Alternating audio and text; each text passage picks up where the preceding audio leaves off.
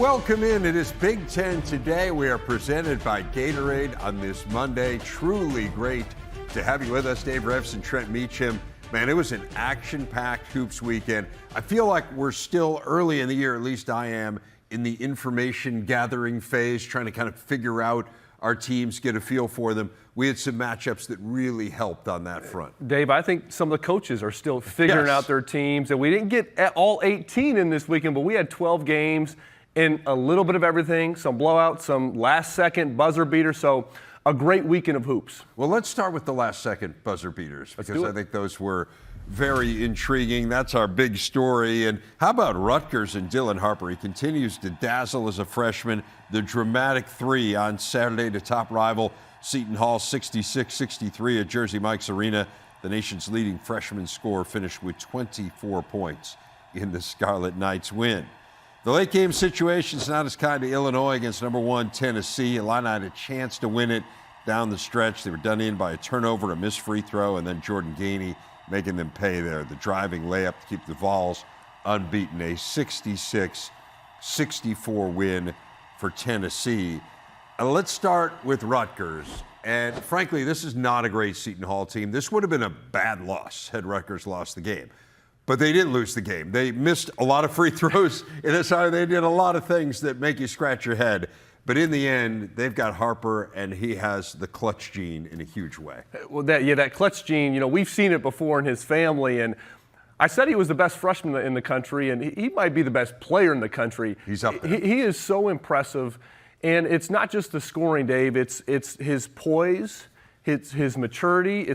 He is never rushed. And you saw it in that last play. Didn't try to push it. He knew where he needed to get to. He knew how much time he had on the clock. He gave that little, just a subtle in and out, and he had that defender in a full circle and just calmly nailing that shot. I mean, that just epitomizes this young guy. And to think physically at 6'6", 215 pounds, and then he plays at his own pace, and you don't see that from many college players, let alone freshmen. It's beyond impressive. Everything about it, kind of to your point. I mean, the physical size and the strength that he has as a freshman, it's just so unusual. And then to combine that with the basketball IQ, kind of all of those little things add up. He's phenomenal. I mean, you certainly understand why the NBA people are looking at him as a top 2 or 3 pick in the upcoming draft. He is truly outstanding. I will say this. And again, I don't want to dwell on the negatives, but I mean, they went 13 of 28 from the free throw line, like 54% from 3 and 46% from the line is something you just don't see that often. And again, I don't want to repeat myself, but you lose this game, you're in trouble because you've already lost a game to Kennesaw State. Again, they didn't lose it, but I do think there are some things that cause a little bit of concern here with Rutgers. Free throws for sure. I think they'll be better in that category. I also look at the assist to turnovers. 7 assists, 15 turnovers. You want to reverse that. That's a 1 assist to 2 turnovers. Yes. You would prefer to see a 2 assists to 1 turnover. So those are the 2 glaring things that I saw. Ace Bailey is on the other end, another good game for him. Made a lot of plays. Was only 1 for 8 from the free throw line. So he missed some big ones. Yes. Now he made some big shots too. He had a big 3 down the stretch. He's almost the opposite of Dylan Harper. He is so raw. He has such a high ceiling, and I say that he's still pretty darn good right now. Yes. And he's rebounding the ball better. Had 7 rebounds in that game. I'd love to see him at 10+ rebounds. To me, that's a real marker of just his activity, the motor that he's playing with. And look, they need rebounding because that center position is a little bit in flux. I think Lathan Somerville is going to be a fantastic college player, but he's not giving them 30 minutes at this point. So Ace Bailey on the boards, I think, is so important, is crucial for Rutgers. It's different with Bailey and Harper because Bailey, I mean, you can see the upside. His skill set is crazy for someone his size, but it comes and goes a little bit more, whereas Harper seems like a finished product. There are times where Bailey disappears a little bit. There are times even where, as you say, 1 of 8 at the free throw line. That's certainly not helping your team. But again, he's a top 5 pick as well. He's incredible. Understand why? No, he's fabulous. And the real market, what I see when you see the best pros play, they play. It almost seems like they play slow, and that's Dylan Harper. But he has that next gear when he needs it, and so he'll just use it for maybe a few steps. But generally speaking, he's playing slower and calmer, and that's a mark of an experienced, polished player. Princeton and Columbia, the next 2 games here for Rutgers, again, cannot afford another stumble in the non-conference. Let's talk about Illinois. It was kind of an ugly game. It's an understatement. Although, I mean, had it gone a little bit differently in the last 30 seconds, it would have been one of the most beautiful games Illinois fans had seen in a long time, but it was really a foul fest, particularly in that first half. It felt like it was there for the taking for the Illini. I mean, in that last minute, it felt there were a couple of occasions where they really could have taken over the upper hand in this game, and you had a turnover, some missed free throws, and ultimately a breakdown defensively. What do you take from this game against the number 1 team, a team that hadn't lost all year and that is really skilled? Well, Dave, it's a missed opportunity, and that hurts for Brad Underwood, for that ball club, for the fans. It's a missed opportunity because this is a game where some of Tennessee's best players had fouled out. Zakai Ziegler was a non-factor in the second half. They had opportunities. They didn't take care of the ball down the stretch. Some really inexcusable after timeout possessions. The turnover that led to the breakaway dunk, a couple missed free throws down the stretch. So that's disappointing. But I will say you have this really young team, and you battle number 1 without shooting the ball well. Defensively, this team was really poor, and Brad Underwood joked about it in the preseason. They're tougher than I maybe expected them to be at this point in the season. We've seen them kind of run away from Arkansas, make 15 threes, and this in a real slugfest. We're going to see more of these in the Big Ten, and they hung right there with Tennessee. So I take a lot from that. And then even Kasparas Giacochonis, was really, Tennessee threw everything at him. And Meshack, and they have some great defenders. And, man, he's just a gamer. He didn't make all the plays, had some turnovers, but still to have 22 points, get to the free throw line. He's a real gamer. And so I love what I saw against a really good defensive Tennessee ball club. I think he is incredible. He's another guy that has the NBA scouts drooling. I mean, you look at the Northwestern game, he was unbelievable. You look at the Wisconsin game. I guess my question is, and he's their point guard, and so part of it is the point guard's going to have the ball in his hands. I do wonder whether they're a little too reliant on him. I mean, he's basically a third of their points in this game, took nearly a third of their shots. So much goes through him. And again, I was talking about him with Greg Gard this weekend, and Gard is like, man, I mean, you want to talk mature beyond his years. I mean, the guy is just phenomenal, and part of that is the international experience. However, it is challenging when you're going up against a team of this caliber and there's so much on your shoulders. Oh, yes, for sure. And especially for a point guard, you're being picked up 94 feet. So just to get the ball over half court, you're exerting a lot of energy. I've said this before. I think Kylan Boswell has the ability, and he's showing it. I think he could be a more aggressive, becoming another playmaker for them, attacking the basket, getting into the paint, making plays for himself and his teammates. And then Tomislav Ivicic was really a non-factor offensively. He's a very skilled guy. They got to give him more opportunities. He can do a little bit of everything in terms of picking and popping, playing the short roll, playing out of the post, and he was totally eliminated on the offensive end in that game. So those are the 2 guys that I think consistently can be a second and third option after Kasparas. Rough shooting game all around. I mean, under 30%. From the field. Now, Rick Barnes' teams will do that to you, and this is their specialty. We'll say, hey, big game bragging rights. Missouri is a lot better. And coming off a win against Kansas, yeah, that'll be a big one. Yeah, no doubt. That's coming up next weekend. A lot to celebrate for Wisconsin on Saturday in Indy. Greg Gard's Badgers topping Butler.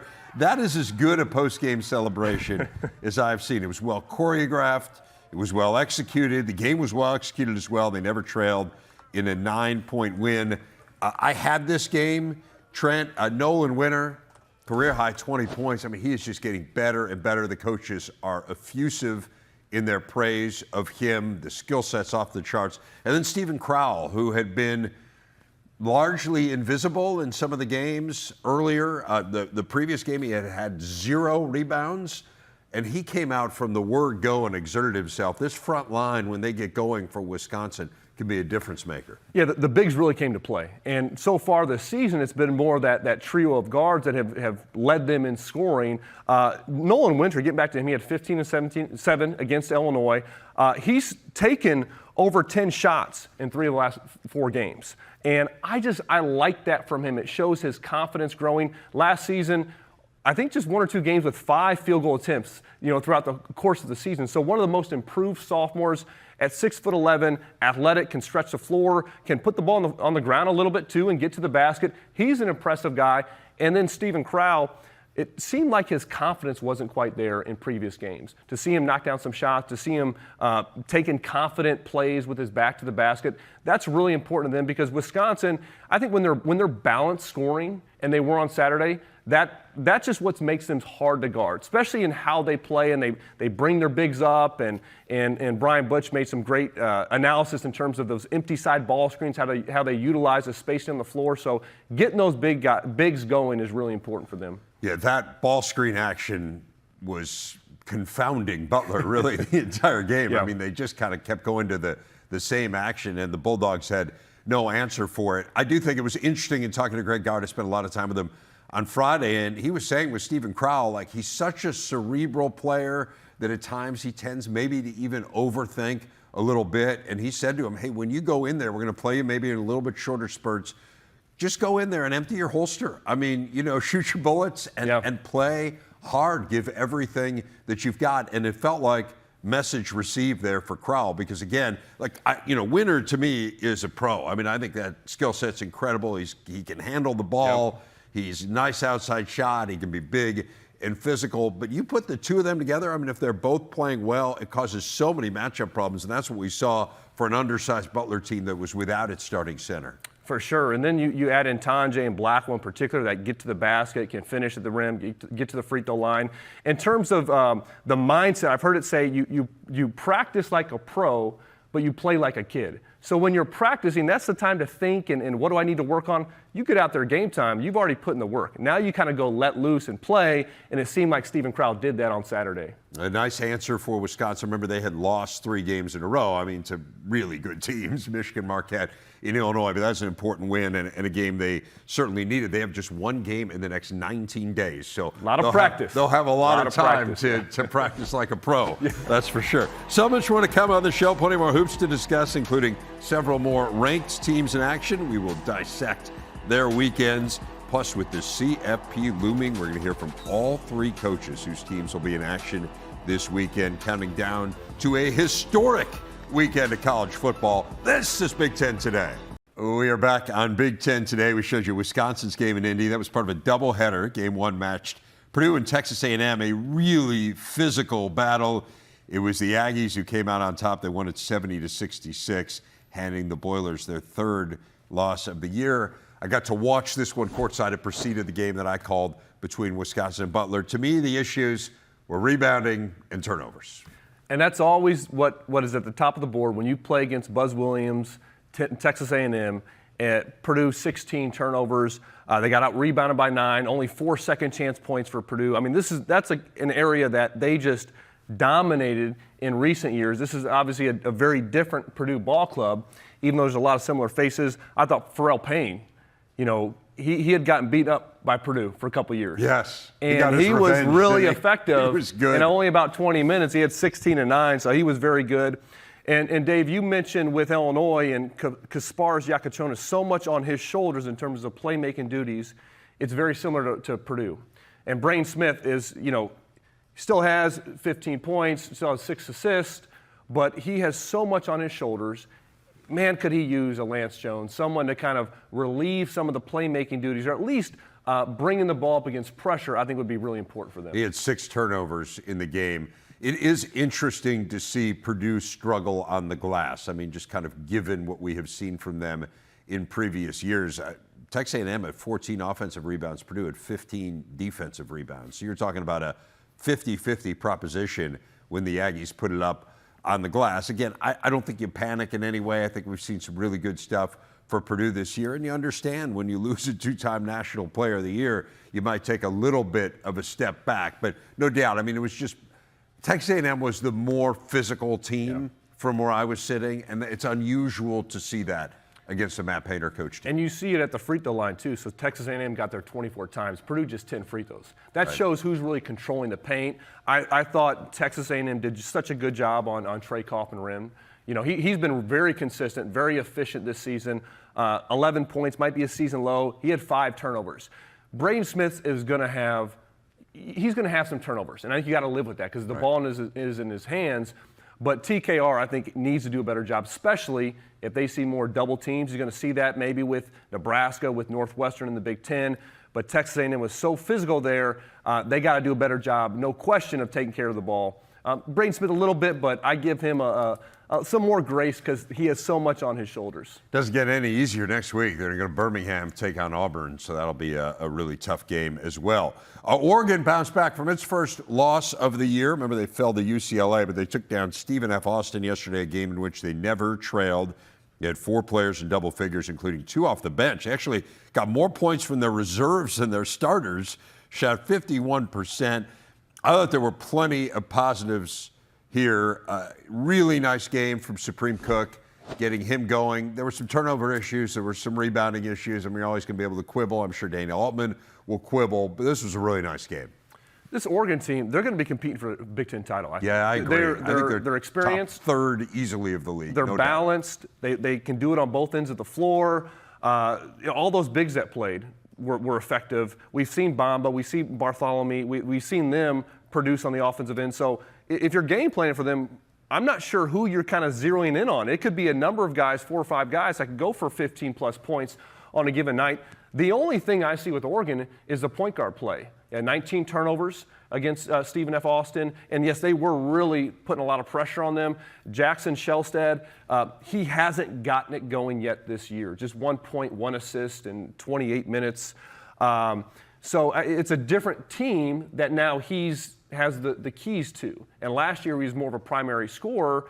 How can he build his role over the course of this season? I think will be very important. Picking his spots of when to be aggressive for himself, when to get his teammates more involved. But the fact that they're playing like this and winning, and with maybe your best player struggling, I think that bodes very well for Dana Altman and this ball club. And that's that adjustment that we always hear about, too, when you're higher up on the scouting report, right? Jackson Shelstad last year didn't need to be the primary guy, had a great year, was on the Pac-12 all-freshman team, but now really seen as maybe one of the focal points of this team. I thought it was really nice to see Brandon Angel play well. He had 3 straight single-figure games. He came out and was impressive and aggressive, and they'll need him to continue to be that way. They've got Stanford, his former team, coming up this weekend, Saturday in San Jose.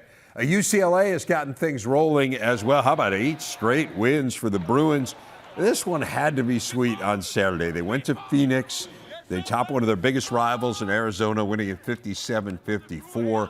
Bruins are now 9-1 on the year. The lone loss came in their second game against New Mexico. This was a defensive tussle. And this an Arizona team, I think we need to be fair, has not played well this year. And they had UCLA down by 13. Kind of thought to myself, man, this might be a game the Bruins let slide, and it will look like not a terrible loss, but certainly not a great one. It's the kind of game you probably ought to win. And they came back, and man, did they lock down defensively, and they got Bilodeau going and were able to ride him to victory. Arizona made field goals in nearly the last 9 minutes of the game. It's crazy, right? UCLA, all season long, their defense has been incredibly stout. They'll pick up full court oftentimes. I think everybody that Mick Cronin has put in the game throughout the course of the season, they're bought in on that end of the floor, which is just great to see.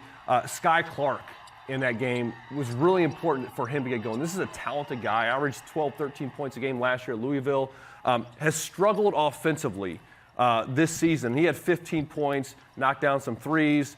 That's because they need some scoring. Yeah. Mack, Andrews, these guys, they're not quite having the opportunities on the offensive end as they had last year, but man, they have a plethora of guards that they can throw in there.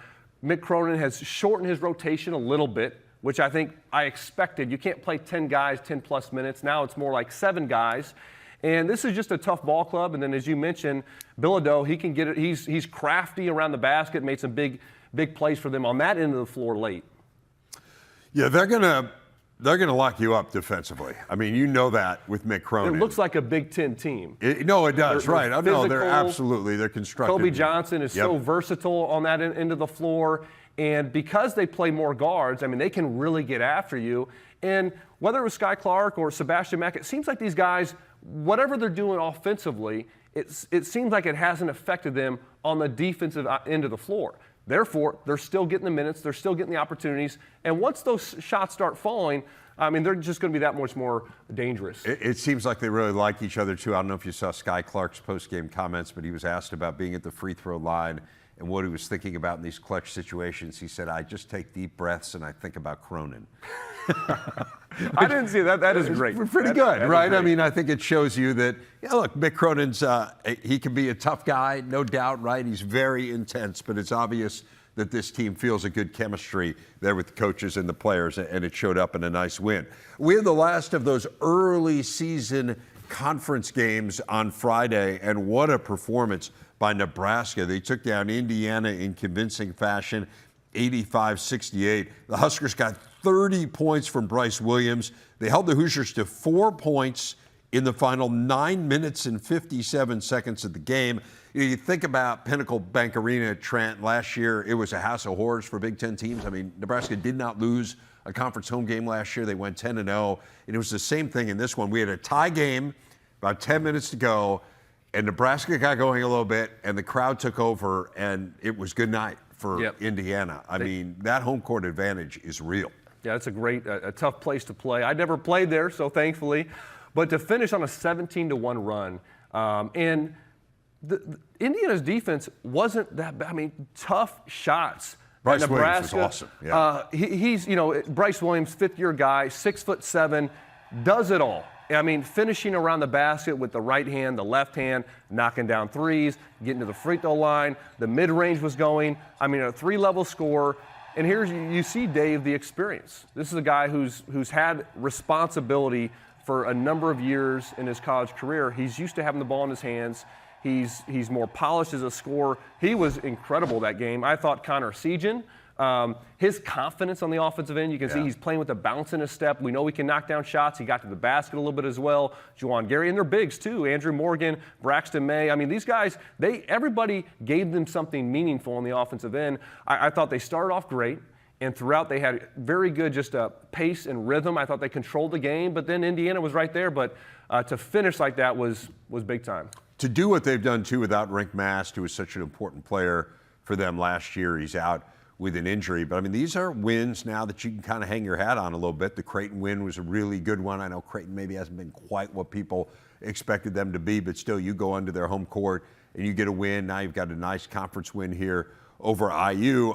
I guess I'm scratching my head a little bit on the Hoosiers. I'd had their game on Monday against Minnesota, and it felt like they had turned a corner a little bit. I mean, it flowed really nicely for them. I thought both ends of the court in that game against the Gophers. But you talked about, I mean, the end of this game, the last 10 minutes was just a complete meltdown by Indiana. I mean, and I agree with you. I don't think defensively, although that has been a weak suit this year, I don't think that was the issue. I mean, the offensive end of the court, they just had no answers at all. You got to get so you got to do it on both ends to win a game like that. And you mentioned flow, Dave. I think the flow just didn't seem to be there. Give Nebraska a lot of credit. They're going to double in the post. They're going to bring a lot of help side, and it forced Indiana to take 35 threes. They're not used to shooting that many threes. Rice was a bright spot, 20 points. You see the potential he has.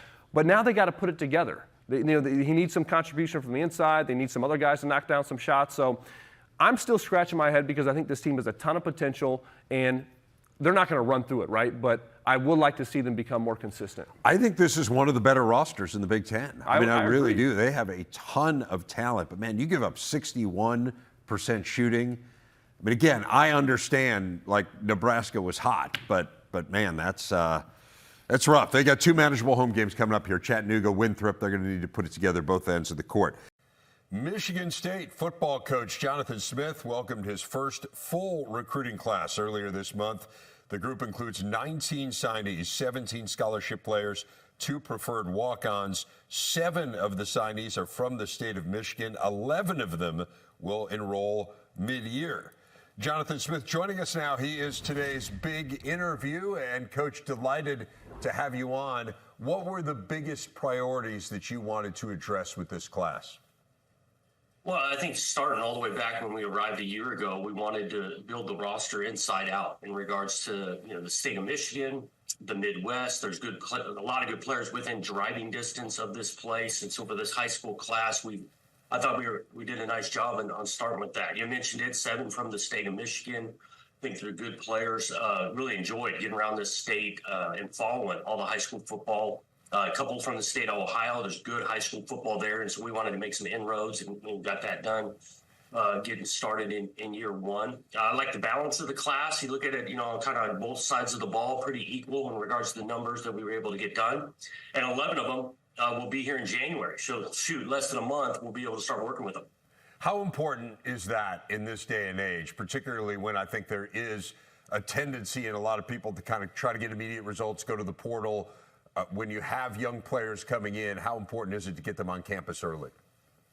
Yeah, it's a huge advantage, not just for our program, but I think for their development, getting acclimated right away, and not just football side, but school, the weight room, and then learning the scheme, getting acclimated, headed toward a spring ball, and so we're pleased with the majority coming in early. Not that it can't happen for those guys that are coming in the summer. You guys know how this goes, and everyone get an opportunity there, but to get to work right away with them, and as this day and age, you're mapping out your roster and positions of need and those things. It feels good to have some good young talent starting in January. Well, it did feel like one area where I know you wish you were a little bit better this year was running the football. There were certainly some games where you ran it well, but overarching it wasn't the greatest strength of this team. You bring in Jace Clarizio, who is an MSU legacy. We talk about in-state products, a really good player from the state of Michigan. Give us some insight into him and his skill set. Yeah, I think he's explosive. Football means a lot to him. I think he's got some natural instincts playing the position. Patience at the line of scrimmage. He has good vision, but when he gets out in the open field, he's tough to catch. And so he's really a complete back. I think he'll contribute with the ball in his hands on special teams as well as carrying it and catching it out of the backfield. And that's one we had to work for. Now, this was competitive, kept on competing until the end. Feel awesome that he's staying home here. Pass rush was an issue this year as well, and the top-rated player, at least according to 247, in this class plays on the defensive line. Derek Simmons, tell us a little bit about him. Yep, another in-state player. You talk about a complete package, like holistically, the type of person, the type of student, the type of football player this guy is. It'd been great to get to know him and his family. It's got some physicality. I think the frame and size, probably ready to contribute right away, but it still has upside there. Just an awesome mentality about football, making it physical, getting to the ball. I think has a great chance to be really one of our leaders as his time here at Michigan State continues.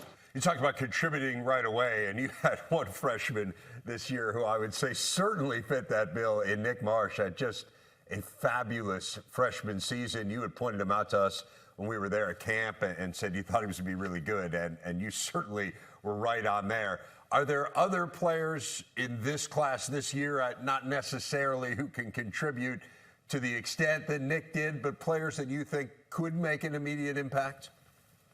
Yeah, it's tough to point out just one singly, but I do think Aiden West, corner, has great abilities to cover physicality. He'll be here in January. Aiden's one that we're going to give every opportunity to compete, like everyone that shows up. But he stands out off the season he had, winning a bunch of games, part of a really good program, and he's got a skill set and a mentality as a youngster to be able to contribute right away.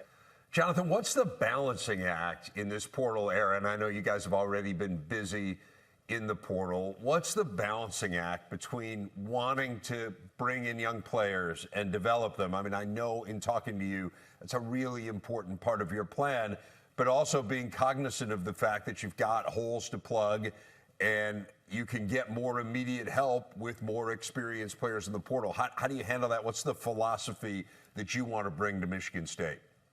Yeah, we do. We want to be a place of development, and no question, if they're in our program, we want them improving from one year to the next. Now, the balancing act is because of potential holes and just opportunity that the portal creates. We want to take advantage of that as we build our roster. I think overreaching the philosophy is we want to start with retaining our good players.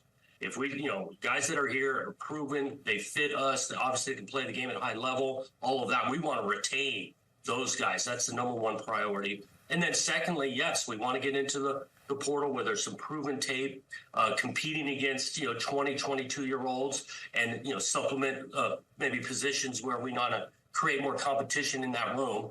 And then the third piece of that pie is, yes, high school recruiting, especially starting inside out with the location, and develop those guys. So it's kind of three rungs in that, and that's our approach. And we're battling it, and we feel pretty good where we're at the middle of December right now. You had some good portal contributors this year, maybe first and foremost among them, just in terms of the position he played. Aiden Childs, you already knew him clearly from your time at Oregon State, having coached him. How would you assess his development in this first full season as a starter? Yep, I thought, for a first year as a starter, I appreciated kind of his mental approach and how he continued to battle and handle things. You look at it statistically, just cutting it in half. First 6 games versus the back half. The last 6 games, statistically, it's night and day better. And so he improved, and he learned a bunch, just like we did as coaches, the whole program. I think if he stays on that trajectory and we continue to improve around him, whether we're talking up front, ball carriers, those kind of things, he's got a chance to be a really good quarterback in this league, help us score a bunch of points and win some games. You said you learned a lot. What are the biggest things that you learned in year one as a coach in the Big Ten? Well, I think there's a lot there. I think a couple things stand out. Learning the conference itself, the line of scrimmage, and knowing that how vitally important the line of scrimmage is in this league. That stood out. We had a lot of new players this year.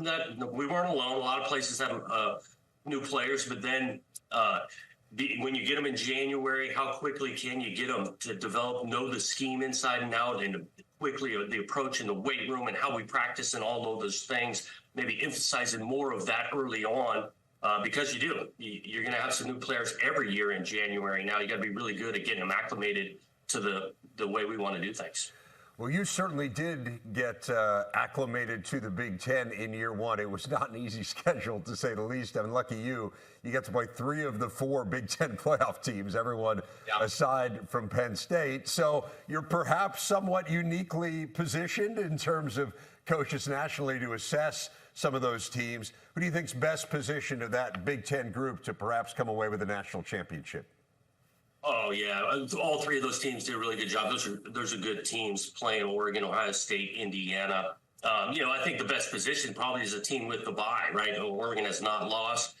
They get the bye moving forward. They can beat you in all 3 phases. You talk about it offensively, the quarterback, defensively, play really good in physical football. That's a good football team. I will say thoroughly impressed Ohio State-wise with how hard those guys play and how talented they are. And so they get on the right track, get hot for a few games. They easily could do it. And credit to Indiana. I think that kind of a veteran group started on the offensive side of their explosion. They create issues for you defensively in their scheme and how well they play. So, I've had to answer, the Ducks, because they got to play one last game, but all 3 of those teams are capable of winning it all. Jonathan Smith, really appreciate your time. Congratulations on this recruiting class, and go back to work. I know there is no rest for college football coaches this time of year in the portal era. Thanks, Coach. Okay, thanks, Dave. I mentioned it with Coach Smith. The first ever 12-team college football playoff starts this week. 3 Big Ten teams will be in action, starting with Indiana and Notre Dame on Friday night. Saturday features Penn State hosting SMU and Ohio State welcoming Tennessee. The winner of that game takes on Big Ten champ Oregon in the Rose Bowl. Ryan Day on how his team is preparing. When you look at it, first off, it's a quick turnaround. There was a week where you're in limbo, and then on Sunday you find out you're playing Tennessee. You have 1 week, and now you're in the game week. And so what we try to do is continue to stay on the game week routine. I think that's the way to go. When you play in a bowl and you have a lot more time off, then it's different. You get some of the young guys work, some of the older guys spend a couple weeks resting, working on Indy, but not getting as many reps. This, we pretty much stayed on a game routine, and we did that last week. We had our Sunday, today's our off day, and Tuesday will be a normal Tuesday for us. So, it's been pretty much like a game week for us, and we're going to keep it that way. First ever college football playoff bid for Penn State. They get a home game. Should be an unbelievable atmosphere in Happy Valley, hosting SMU. Drew Aller announced he is staying at Penn State rather than going pro. That may have cost the Nittany Lions their backup, though. Bo Prabula is in the portal. He will not play in the CFP. James Franklin on the implications for his QB room. Obviously, that was something that people had to plan for, that we could use, that we could be creative in. And we're going to continue to do that with different pieces of the puzzle. But it's going to take a little bit more time and a little bit more creativity to get where we want to be. But we feel like the pieces are there. We gotta use some different pieces than we've been using up to this point. What a story Curt Cignetti in Indiana have been. He took over a program that had won 9 games in the last 3 years combined, won 11 in his first season, and now here they are in their first ever CFP. They head to South Bend on Friday, a place where they last won back in '98. Yes, that's 1898, but Cignetti, as always, unfazed.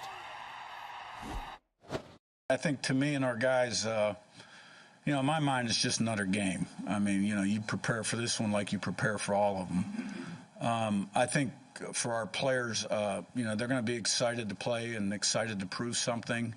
I don't think anyone was happy with the way we came out of Ohio State.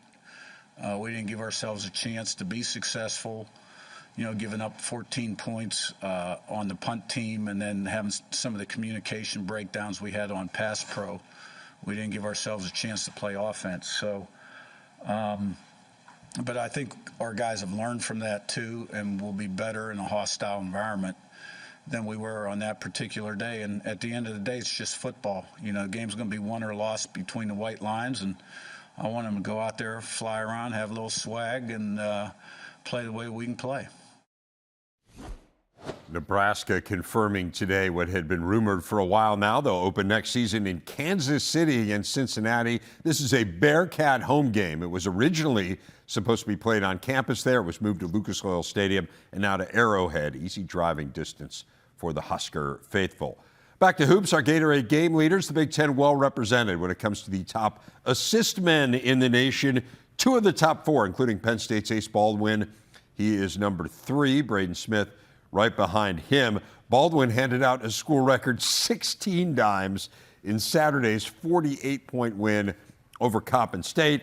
I don't want to make too much of this, Trent. I mean, Coppin State hasn't won a game all year, but man, this Penn State team is fun to watch. They're really good. I heard Robbie say last night that he sees them maybe going dancing this year. Oh, I think so too. And I think they definitely could. I think the key is Yannick Konen-Niederhauser. I think he's the real key.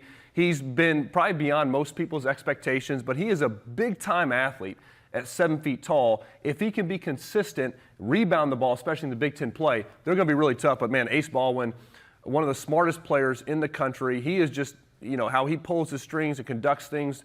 16 assists. I don't care who you're playing against. That's very impressive. 31 assists as a team. That's 1 more assist. He had 1 more than Coppin State's entire team had. Some guys will get 16 assists all season. They'll play 20, 30 minutes a night and maybe all season 16 assists. I think they're really good. I mean, I think they sent a message for that game against Purdue. It hasn't been the toughest non-conference schedule, so maybe it is a little hard to gauge. But, man, they're fun to watch. Northwestern's Brooks Barnhizer revealed yesterday that he had his 2 front teeth knocked out in practice this week, had a bone graft done. He's going to play the rest of the season with 2 false teeth. The teeth may be fake. The game is real. 4th straight double-double. First cat to do that this century since Evan Eschmeyer. They beat Georgia Tech handily yesterday. Man, it's not always pretty on offense, but, man, this defense is really solid. Defense, I mean, how they move in unison is really impressive. I mean, those guys are on a string. Their rotations are on point. They're physical. I think 9 steals for 19 fast break points, 19-0 fast break points against a team that wants to play up tempo. That was very impressive. And, Brooks Barnhizer, it's just kind of fitting. He is such a tough and gritty player. I loved his interview with Stephen Bardo after the game. And those guys, Barnhizer and Martinelli in particular, they thrive offensively in a physical game. A lot of guys, they don't like that, or they want to play physical on the defensive side. Those guys are good when the other team is getting physical with them. They score in that mid-range a lot where teams like to give up. Same with Jalen Leach. So they have 3 scores now that are pretty consistent. And that combination of Barnhizer and Martinelli, 2 of the toughest two of the toughest matchups in Big Ten. You wonder a bit about the outside shooting. They were so reliant on the three last year, and they were a fabulous shooting team. This year, it's quite the opposite because, as you say, those guys are more mid-range players. But, man, if they can get Ty Berry going, and he was really good in the Iowa game, didn't play well against Illinois, and then hit 3 big threes in this game against Georgia Tech. He's their main outside shooting threat coming back from an injury. Again, if he can get his legs underneath him, that makes them a little bit tougher to defend. Also yesterday, Iowa took down New Orleans, went over the century mark for the second time this season. Owen Freeman leading the way. He tied his career high with 22 points in just 19 minutes. Hawks shot 64% from the field. They cruised to a 104-57 win over the Privateers. When they are on, they are really good offensively. Trent, 11 threes for this team in the first half alone. 28 assists, 6 turnovers. It doesn't matter who's there. It's like it's the same team. I mean, there's always a pair of brothers that are there too for Iowa. The one guy that gives them a different look, though, is Brock Harding at that point guard position. 13 points, 16 assists in that game yesterday. But he's a guy, he really impressed me against Iowa State and his ability to get to where he wanted to go against a very quick, athletic Iowa State team, getting into the paint, making plays for his teammates, but now he's scoring for himself as well. He's shooting it great from 3 on the season, about 46%. So if he can be a scorer, now that makes it that much tougher to defend them. Can't go under the screens against him this year. People were able to do that last year. He really, really has taken a jump here in his second year in Iowa City. Now, offensive rebounds that they're giving up are an issue, right? Rebounding's Achilles heel. Right? And Fran addressed it after the game. We'll see. They got some time to work on it here. But, man, they can score with the best of them. They have so many different guys that can beat you. Dramatic conclusion of our show coming up next. A really good weekend for Big Ten volleyball. The Final Four is set. The conference has fully half the field. We'll tell you how they got there next. Wrapping things up on Big Ten today, Nebraska's into the volleyball Final Four for the 12th time in 25 seasons under John Cook. They swept Wisconsin at home yesterday to advance their 18th Final Four all time. That is the second most in NCAA history. They will battle Penn State Thursday night in Louisville for a spot in the title game. Nittany Lions outlasted Creighton in 5 sets to advance to their 14th national semifinal. First time they've made the Final Four since 2017. And so this is the bracket. You have the 2 teams that shared the Big Ten title in the Huskers and the Nittany Lions. Remember, Penn State beat Nebraska at home to end the regular season. The winner of that game takes on the winner of the All-ACC semifinal between Pitt and Louisville for the national championship. Women's hoops still 8 Big Ten teams, I should say, in the new AP poll. Michigan State up a couple spots. They beat Iowa in a conference game this weekend between ranked teams. UCLA is still number 1. You see 3 of the top 8 from the Big Ten, the Bruins, Trojans, and Terps. Couple more men's games to get to. USC was indeed dominant in taking down Montana State 89-63. Trojans got 48 of their 89 points in the paint. They shot 51% for the game. Desmond Claude 19, St. Thomas 17 to lead the Trojans. You know, they had that 3-game skid, and I wondered a little bit about them. But, man, these last couple games have been really encouraging. Both ends of the floor, they've looked like a different team. I think it starts defensively, and I heard Eric Musselman in the postgame talk about them studying some NBA teams, some different drills. He said they play a lot of 2-on-2. Whatever they're doing, defensively, they've been a lot tougher. And then offensively, you mentioned points in the paint. Some of those guards, Desmond Claude, St. Thomas, big, physical, tough matchups. They're going to have to knock down some threes, too. But getting to the basket, those guys are tough to defend. Yeah, no doubt about that. It's interesting. You think about this Montana State team, and USC completely embarrassed them. Montana State only lost by 12 to Wisconsin. They lost by 3 to Northwestern. I mean, this is not a bad team. Picked to be one of the 2 top teams in the Big Sky. So again, not an opponent that people think a whole lot about, but that's an impressive win for the Trojans. Finally, Ohio State, it was ugly on Saturday. They went down to Atlanta, and they just got annihilated by a fabulous Auburn team. But, I mean, a 38-point loss, which is their largest in 30 years, a game they were never really in. What do you make of it? Yeah, Auburn, they make 9 threes in the first half. That's going to be a tough game. I don't like getting out rebounded by 20. I mean, that's concerning. It's concerning. They had a similar game against Maryland, and they got Kentucky coming up here soon as well. So you got to get right, especially from a mentality standpoint. We'll see with Aaron Bradshaw if he can get back, because they could use his size, they could use his athleticism, and that Kentucky game will be a real barometer for where they're at mentally. To your point, though, it's second time in 3 games they've come out really flat. You know, the Maryland game was the same way, and that makes you scratch your head a little bit. We will see. As you say, it doesn't get any easier. See you next time on Big Ten Today.